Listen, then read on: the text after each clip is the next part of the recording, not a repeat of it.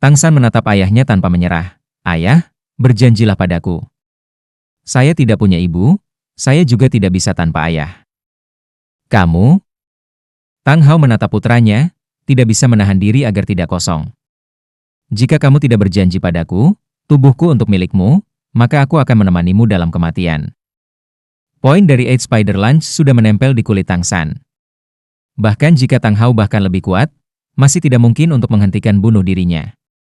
Melihat tekad di mata putranya, Tang Hao tahu bahwa Tang San tidak mempermainkannya. Sejak kecil dia tidak pernah menunjukkan niat untuk membangkang, tapi saat ini, putranya tampaknya telah sepenuhnya meninggalkan kendalinya. Penampilan Tang San menjadi tampan, bahkan lebih seperti ibunya.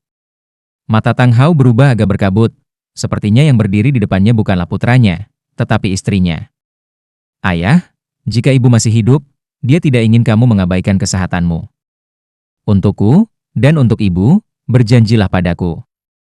Menarik napas dalam-dalam, Tang Hao menghadap ke langit dan menghela nafas. Sepertinya aku benar-benar sudah tua. Benar-benar tidak bisa berbuat apa-apa. Baik.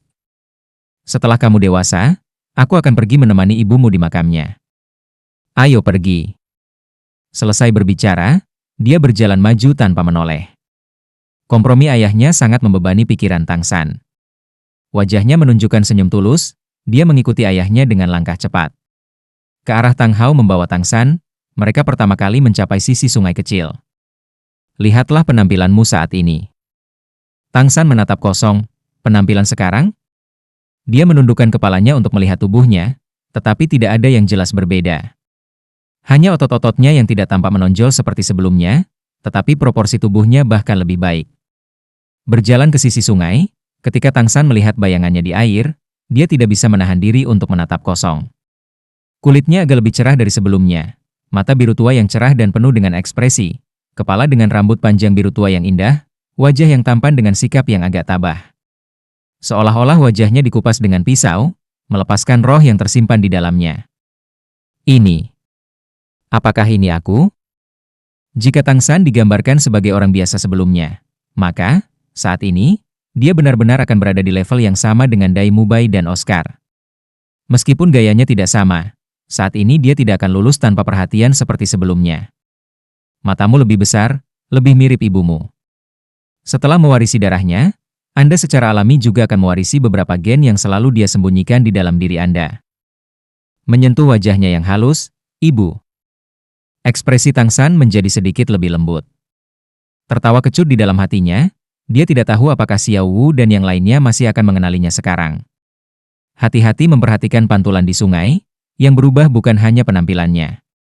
Saat ini dia bahkan telah berubah dalam temperamen, tampaknya sedikit lebih halus dan tenang dari sebelumnya, seperti seorang pemuda cantik yang anggun. Ayah, siapa ibu sebenarnya? Tang San benar-benar tidak bisa membantu tetapi menyuarakan keraguan di dalam hatinya, bertanya kepada ayahnya. Siapa ibunya? Mengapa ibunya memiliki roh kaisar perak biru? Tang Hao menggelengkan kepalanya. Aku bilang aku akan memberitahumu setelah kamu menyelesaikan semua pelatihan khususku. Ayo pergi. Kita harus pergi ke tempat yang seharusnya kamu kunjungi. Setelah di jalan lagi, kata-kata Tang Hao kembali menjadi jarang seperti sebelumnya. Tang San menilai matahari di langit yang dia tangani ayahnya selalu menuju utara. Adapun kemana mereka pergi, dia tidak tahu. Hanya suasana yang berangsur-angsur menjadi lebih dingin. Tang Hao masih mengikuti jalan setapak di antara pegunungan. Bagi mereka, dinginnya dunia luar tidak berarti apa-apa. Setelah makan angin dan tidur di luar selama setengah bulan. Di depan ada sebuah kota kecil. Ini adalah pertama kalinya Tang San melihat kota sejak memulai pelatihan khusus Tang Hao. Dalam hati dia tidak bisa menahan diri untuk diliputi perasaan yang berbeda. Kota kecil ini tidak besar, tetapi saat mereka masuk, Tang San merasakan suasana aneh di sekitar mereka. Dia tidak bisa mengatakan mengapa, tetapi dia selalu berpikir orang-orang di sekitar mereka memiliki sifat dingin yang tidak biasa. Tang Hao membawa Tang San ke sebuah kedai di kota kecil dan masuk. Suasana di kedai itu sangat keruh. Tang San mencatat bahwa dekorasi di sini secara tak terduga semuanya hitam. Meskipun di luar siang hari, di dalam tempat ini ada perasaan gelap yang suram dan dingin. Saat ini kedai minuman itu sekitar 30% penuh. Meskipun suasananya keruh, orang jarang berbicara, memberikan kesan yang sangat sunyi. Kedatangan Tang Hao dan Tang San menarik banyak tatapan, tetapi sebagian besar hanya pandangan sekilas yang melintas di antara mereka. Tang Hao menemukan tempat duduk bersama putranya di sudut. Seorang pelayan dengan pakaian hitam dan ekspresi apatis berjalan mendekat. "Apa yang kamu inginkan?" Tang Hao dengan dingin berkata, "Beri aku 2 Bloody Mary." Wajah pelayan sedikit berubah. "Kamu yakin?" Tersapu oleh tatapan sedingin es Tang Hao, dia tidak berani mengatakan apa-apa lagi, menoleh dan pergi. Setelah beberapa saat, 2 cangkir cairan berlumpur terbawa. Cairan itu tampak merah tua, menyebarkan bau yang menyengat, seolah-olah hidungnya terkena darah. Tang San mengerutkan kening, tetapi Tang Hao mengangkat cangkir dan mengosongkannya dalam satu tegukan. Mengangkat kepalanya untuk melihat putranya, "Minumlah." Tang San ragu-ragu sejenak, perlahan mengangkat cangkir. "Ayah, apa ini?" Tang Hao meliriknya, mengulangi, "Minumlah." Tang San menarik napas dalam-dalam, tiba-tiba menutup matanya, menuangkan cairan dalam cangkir ke perutnya dalam satu suap. Cairannya agak asin, apalagi agak pedas. Rasa darah yang kuat tiba-tiba merasuki indera perasa dan penciuman Tang San. Tang Hao menatapnya, dengan tenang berkata, "Ini adalah secangkir darah manusia." "Apa?" Wajah Tang San langsung memucat. Saat berikutnya, dia mau tidak mau menyandarkan kepalanya ke samping, muntah. Muntah yang keras memecahkan ketenangan di dalam kedai, dan juga menarik perhatian semua orang di sana. Suara tawa yang menggelegar naik. Dari mana anak ayam ini berasal? Persetan kembali ke rumah. Ini bukan tempat yang seharusnya. Bahkan tidak bisa menikmati secangkir Bloody Mary, dan masih ingin mendapatkan kualifikasi untuk masuk? Haha, kembalilah ke rumah dan hisap payudara ibumu. Semua jenis suara keji memenuhi kedai. Emosi yang tertahan dari para pelanggan itu tampaknya telah menemukan jalan keluar, dan menyerang Tang San tanpa menahan diri. Mengosongkan semua yang ada di perutnya masih tidak bisa sepenuhnya menghilangkan rasa darah, dan Tang San hampir memuntahkan bahkan empedunya. Saat Tang San mengangkat kepalanya untuk melihat ayahnya, Tang Hao mengangkat tangannya, menunjuk orang-orang yang mencemooh itu, membunuh mereka. Suara-suara mencemooh memekik berhenti. Setiap orang menatap Tang Hao dengan tatapan yang tiba-tiba mengerikan. Tang San juga tidak menyangka ayahnya akan memberinya persyaratan ini, dan di dalam hati dia langsung ragu-ragu. Tang Hao berbicara dengan suara rendah. "Bukankah kamu mengatakan kamu ingin mengambil tempatku untuk menyelesaikan bisnisku? Lalu, lakukan seperti yang saya katakan." Menarik napas dalam-dalam, menahan perasaan mual, Tang San perlahan berdiri. Suara Tang Hao datang dari belakangnya. Kebaikan terhadap musuh adalah kekejaman terhadap diri sendiri. Tak satu pun dari orang yang mampu meninggalkan tempat ini telah berjalan di jalan tanpa kematian. Termasuk kamu, termasuk aku. Bunuh mereka, jangan biarkan ada yang hidup. Sebelum Tang San bisa bergerak, seorang pria besar di dekatnya sudah berdiri tiba-tiba, "Aku akan membunuhmu dulu." Sebuah belati bertanduk ditusukkan dalam sudut yang rumit, tepat di jantung Tang San. Orang ini jelas sangat berpengalaman, dan dia mengarahkan belati tepat di tempat yang bisa menembus celah di antara tulang rusuk Tang San. Niat pembantaian? Apakah ini ayahnya yang mengembangkan niat pembantaiannya? Tang San pindah. Dia tidak pernah menjadi orang yang dermawan. Kebaikan kepada musuh adalah kekejaman terhadap diri sendiri. Tangan kirinya terulur seperti kilat, menangkap belati dengan suara keng. Pria besar yang memegang belati hanya merasa seolah-olah belatinya tertancap di batu yang kokoh, tidak dapat maju, tidak dapat mundur. Tang San mengambil langkah dengan kaki kanannya, tatapannya sudah dingin, mulutnya masih dibanjiri rasa darah, rasa dingin es terpancar dari matanya. Peng, bahu Tang San menghantam dada pria besar itu, dan lapisan cahaya putih tiba-tiba memancar dari tubuh Tang San. Itu bukan untuk menyerang, tetapi untuk melindunginya dari darah yang menyembur dari mulut pria besar itu. Pria jangkung dan kokoh itu langsung terlempar dari serangan itu, seluruh dadanya ambruk, suara tulang patah menyebar ke setiap sudut kedai, membuat gigi orang sakit. Tang San telah bergerak, gerakannya ringkas dan kuat. Rumput perak biru yang berkilau dan tembus pandang terbang ke segala arah, menyebar dengan panik.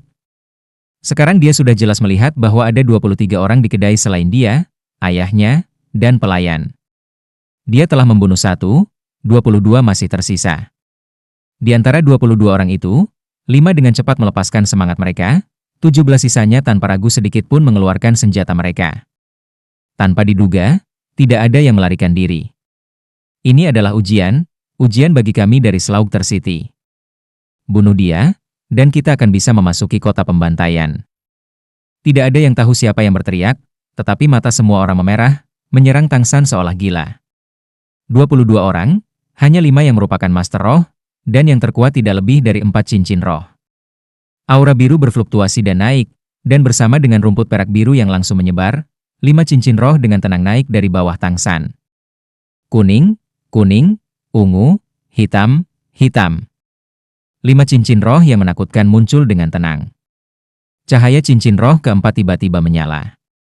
Detik berikutnya, seluruh kedai sudah dipenuhi dengan lapisan biru berkilau dan tembus pandang. Helai demi helai rumput perak biru besar menonjol dari bawah tanah, bentuk penusuk padat menusuk satu demi satu tubuh. Kemampuan roh varian keempat Blue Silver Emperor, Blue Silver Trust, diluncurkan. Semuanya tampak berhenti. Bahkan leluhur roh itu tidak bisa lepas dari nasib ditusuk.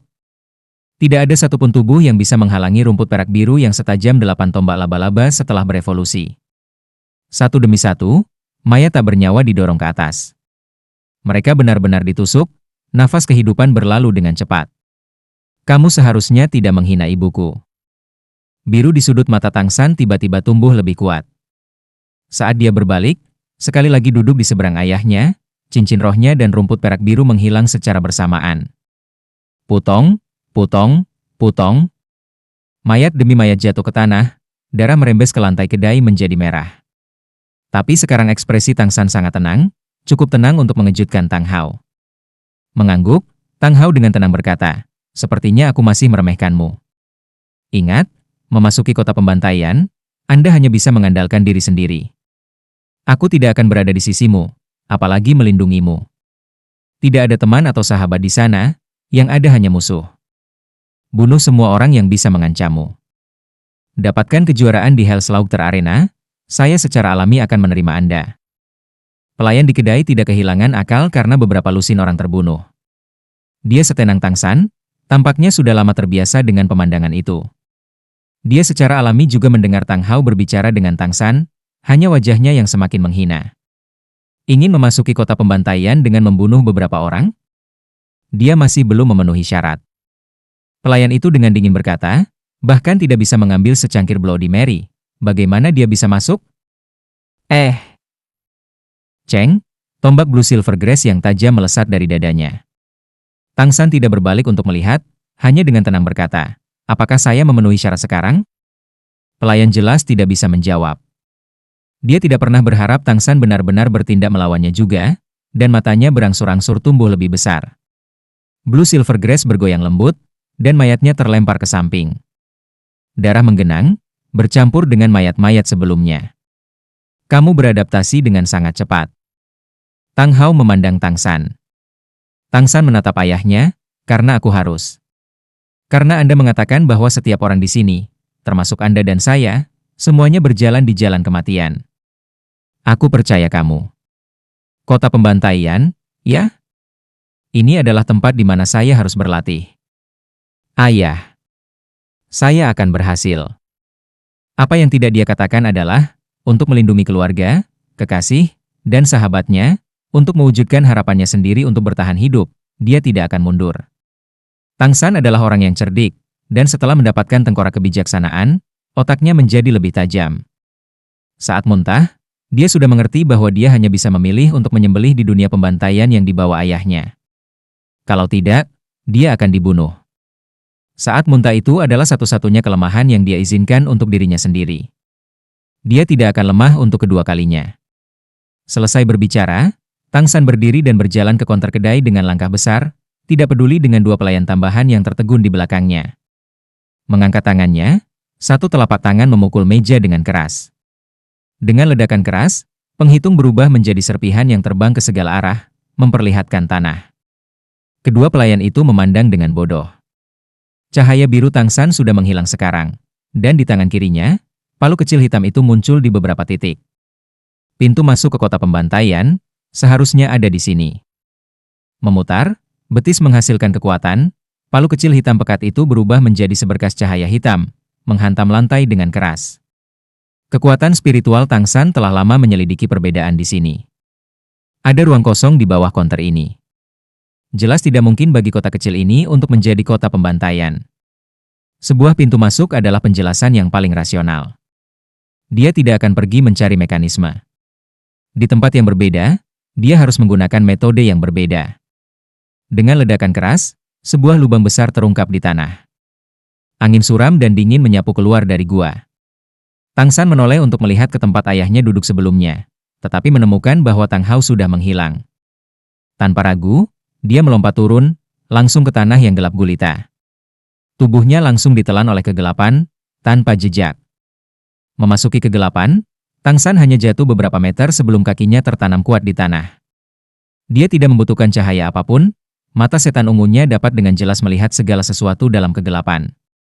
Ini adalah terowongan besar, miring ke bawah. Udara yang suram dan dingin terus-menerus membelai Tang San, tetapi dia masih maju dengan langkah besar. Ketika Tang San telah berjalan 1462 langkah, suara sedingin es tiba-tiba datang dari sekeliling. Selamat datang di kota pembantaian. Ini adalah ibu kota neraka, dunia yang penuh dengan pembantaian. Di sini, Anda dapat memperoleh semua yang Anda inginkan, dengan harga hidup Anda. Dia melepaskan kekuatan spiritualnya, tetapi Tang San segera merasakan bahwa materi dari bagian ini sangat tidak biasa. Kekuatan spiritualnya secara tak terduga tidak dapat menembusnya. Wajahnya sedikit berubah, ekspresi Tang San menjadi sedikit membeku, tetapi langkahnya tidak melambat. Dalam kegelapan, Blue Silver Grace-nya terentang untuk menjelajah terlebih dahulu, dengan dia di belakang. Tang Hao mengatakan bahwa niat membunuh sama dengan keberanian dalam beberapa hal. Tapi keberanian tidak melunturkan sikap terburu-buru. Tang San tampaknya maju dengan berani, tetapi dia tidak pernah kurang hati-hati. Saat berbelok, cahaya samar datang dari depan. Tang San menyipitkan mata, mengoperasikan mata setan ungu, dan iluminasi di depan segera tumbuh di depan matanya. Itu adalah pintu yang terbuka. Di sisi lain pintu, ada tanda-tanda kehidupan. Maju dengan langkah besar, Tang San samar-samar mendengar suara. Saat dia berjalan keluar dari lorong, di depannya muncul 101 pria. Sepenuhnya tertutup baju besi hitam, bahkan wajah mereka tersembunyi di balik helm. 100 dari mereka membawa pedang berat, dan hanya satu yang duduk di atas kuda perang yang tinggi. Kudanya juga ditutupi dengan baju besi hitam tebal. Kamu telah melanggar aturan. Suara yang dalam terdengar sangat dingin, seolah-olah bukan dari mulut manusia. Pembicaranya adalah ksatria lapis baja hitam yang dipasang. Tang San tidak menatapnya, melainkan mengalihkan pandangannya ke belakang. Apa yang dia lihat adalah kota hitam. Dinding hitam pekat sangat tebal, yang secara tak terduga benar-benar sebuah kota. Dan di udara di atas kota, bulan ungu tiba-tiba ditangguhkan. Bulan tergantung sangat rendah, tampaknya hanya berjarak 500 meter dari tanah. Melihat lebih jauh ke atas, semuanya hitam, seolah-olah langit malam. Apa yang harus dilakukan jika saya melanggar aturan? Tang San bertanya dengan acuh tak acuh. Suara ksatria lapis baja hitam itu masih dingin, tanpa jejak aura manusia, maka Anda harus menerima hukumannya. Kalahkan aku, dan kamu akan memiliki hak untuk memasuki kota pembantaian. Tidak membunuhmu? Tang San bertanya dengan tenang. Ksatria lapis baja hitam perlahan mengangkat tombak di tangannya, dan prajurit lapis baja hitam di kedua sisi Tang San perlahan mundur, meninggalkan arena yang luas. Aku ksatria skat yang menakutkan. Kuda perang tiba-tiba berakselerasi, ksatria lapis baja hitam menyerang Tang San dengan aura pahit. Aura sedingin es memenuhi udara, roh pembunuh yang dingin menerkam ke depan. Dibandingkan dengan niat membunuh yang luar biasa dari Tang Hao, meskipun niat membunuh yang dipancarkan ksatria hitam ini jauh lebih kecil, itu masih memiliki ketajaman. Kekuatan internal berkumpul, Tang San tiba-tiba menemukan bahwa cincin rohnya tiba-tiba tidak muncul bersama dengan rumput perak birunya. Seolah-olah semua kemampuan roh telah kehilangan efeknya pada saat ini. Tanpa jejak panik, Tang San bergeser dan menarik rumput perak biru. Di tangan kirinya hanya Clear Sky Hammer yang muncul. Pada saat ini, dia akhirnya mengerti mengapa ayahnya pernah menyuruhnya berkultivasi dengan kekuatan rohnya di segel. Kota pembantaian ini secara tak terduga memiliki aturan khusus. Di sini, semua kemampuan roh tidak efektif. Bahkan Spirit Master hanya bisa menggunakan kekuatan paling dasar. Bentuk roh yang paling dasar. Kemampuan roh hilang, tetapi masih ada kekuatan roh, serta keterampilan surga misterius. Memutar, Clear Sky Hammer di tangan Tang San meledak. Metode Disorder Splitting Wind Hammer, ayunan pertama. Apa yang dia temui adalah dorongan dari kuda perang yang menunggangi ksatria ketakutan lapis baja berat. Hong! Kuda perang itu berteriak, dorongan besar itu berhenti. Tombak ksatria berat yang panjangnya lebih dari 4 meter membelah udara, terbang jauh ke kejauhan. Ksatria ketakutan Skat tidak lagi berada di atas kudanya. Sama seperti tombaknya, dia sudah dikirim terbang.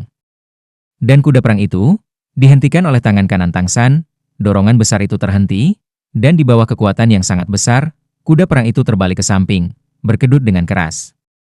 Lehernya sudah patah menjadi dua oleh tabrakan yang kuat. Kekuatan ledakan yang bisa dihasilkan oleh Clear Sky Hammer seberat 500 jin dengan satu ayunan dari Tang San adalah sesuatu yang hanya dipahami oleh Tang Hao. Dengan 2 tahun menempa di bawah air terjun, tubuh Tang San sudah lama menjadi senjata.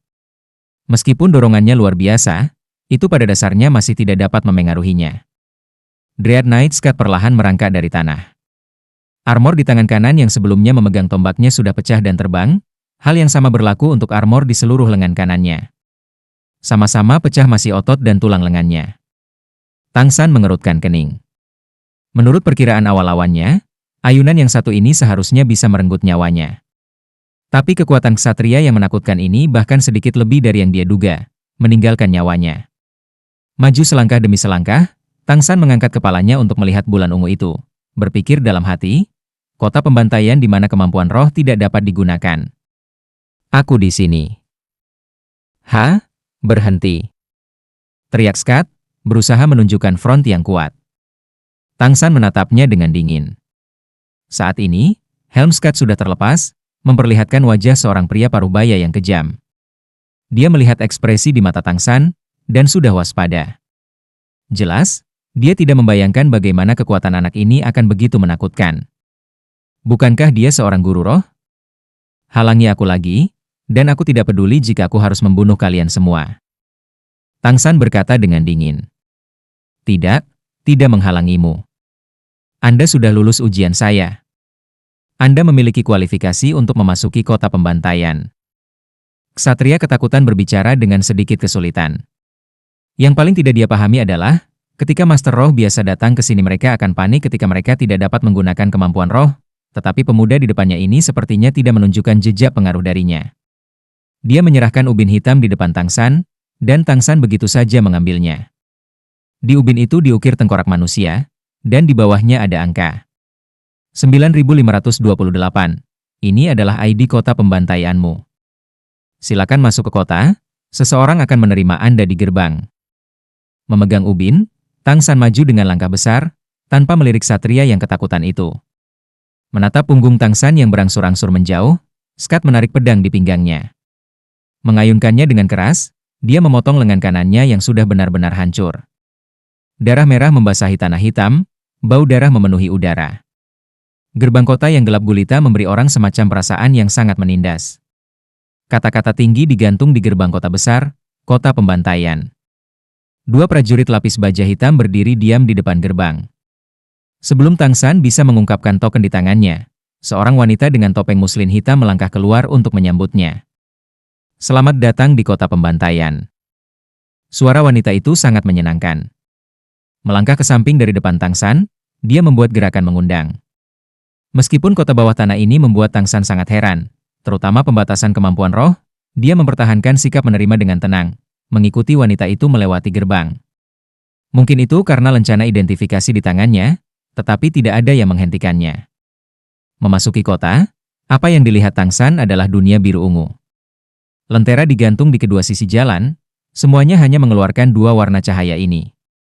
Membuatnya agak heran adalah bahwa tidak ada sedikit orang di sini, dan tidak ada yang memperhatikan orang luar seperti dia.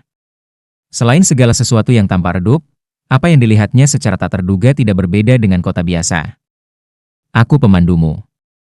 Anda dapat bertanya kepada saya tentang apapun yang tidak Anda mengerti. Dalam waktu 24 jam, saya akan menjawab semua pertanyaan Anda. Setelah 24 jam, ini adalah tempat di mana Anda akan tinggal, dan Anda akan secara resmi menjadi warga kota pembantaian. Tang San mengangguk, berkata, kota pembantaian, tempat seperti apa itu? Wanita muda bertopeng hitam itu berkata, surga. Surga kebobrokan. Tang San mengerutkan kening, sangat sederhana.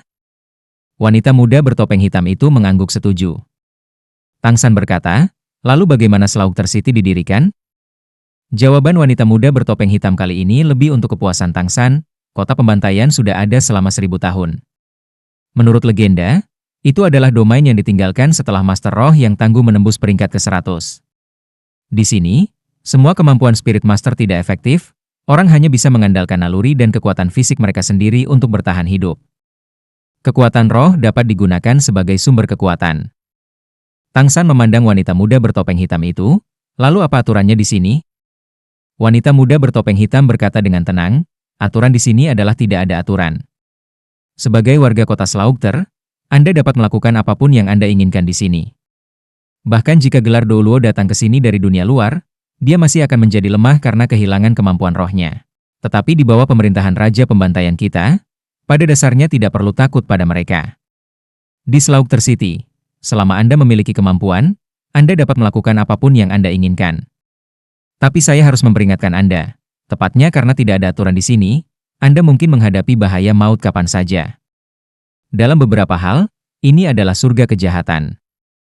Surga kejahatan? Iya. Ada banyak orang yang datang ke sini justru karena mereka tidak bisa eksis di dunia luar, dan tidak punya pilihan selain masuk. Setelah datang ke sini, mereka tidak perlu khawatir tentang pengejaran lagi.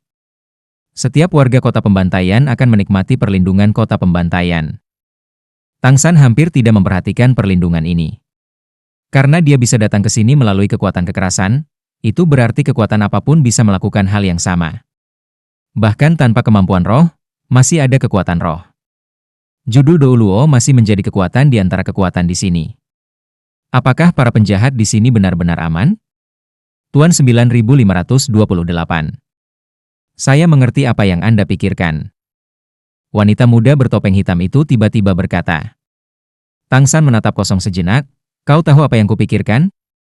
Kamu pasti bertanya-tanya bagaimana Slaughter City dapat melindungi rakyatnya, ya? Hati Tang San berkedut, bagaimana Anda tahu? Wanita muda bertopeng hitam itu berkata, karena setiap pendatang baru di Slaughter City akan memikirkan hal yang sama. Tapi segera, mereka akan menyerah pada ide ini.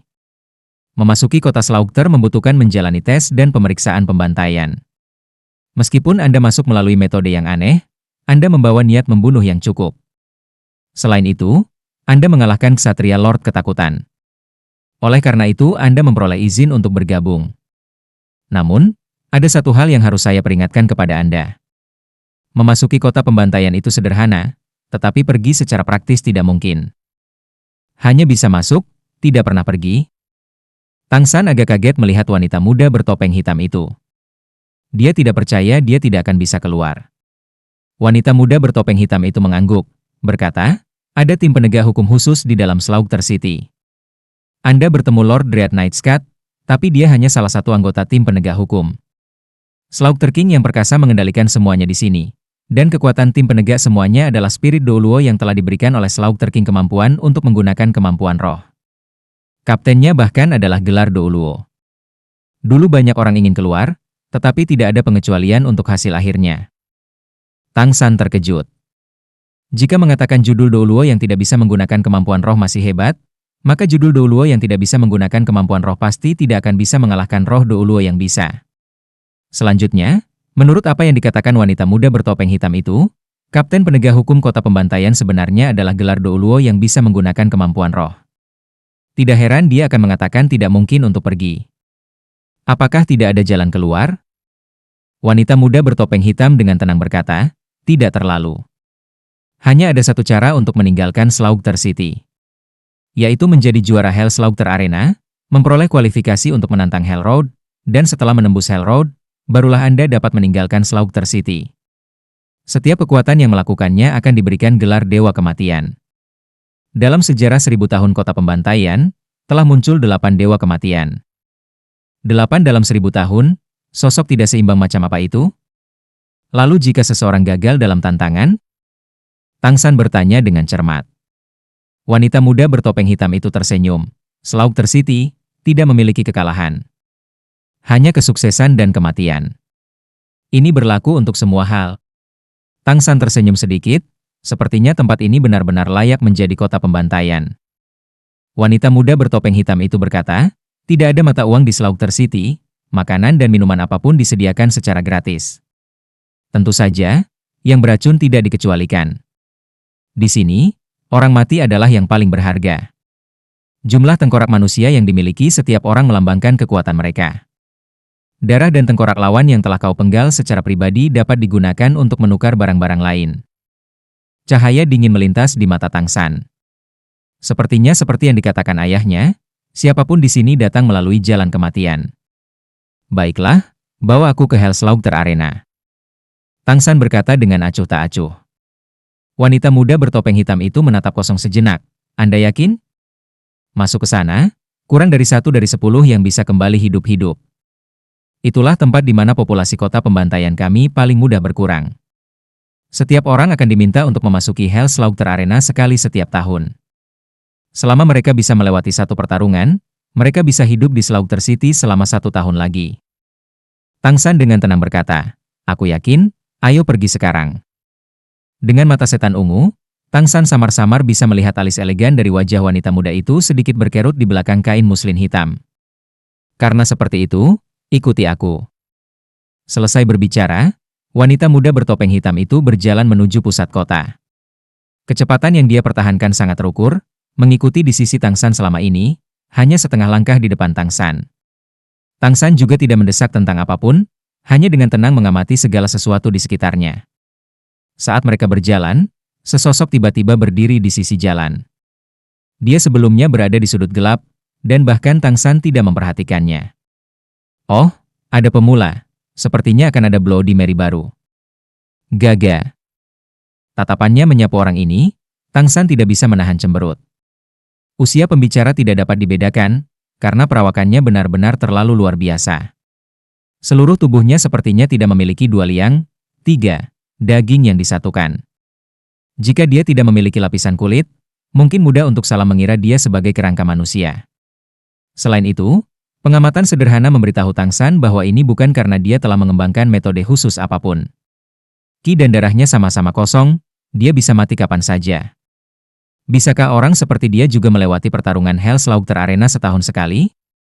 Tang San bertanya pada wanita muda bertopeng hitam itu. Kerangka itu kemudian melihat wanita muda bertopeng hitam di sisi lain Tang San, dan sepertinya dia telah menemukan sesuatu yang menakutkan, tidak lagi berani mengatakan apa-apa, dan dengan cepat menghilang ke dalam kegelapan lagi. Tentu saja tidak. Tidak semua orang harus lulus baptisan di arena pembantaian neraka. Lagi pula, tingkat kematian di sini terlalu tinggi.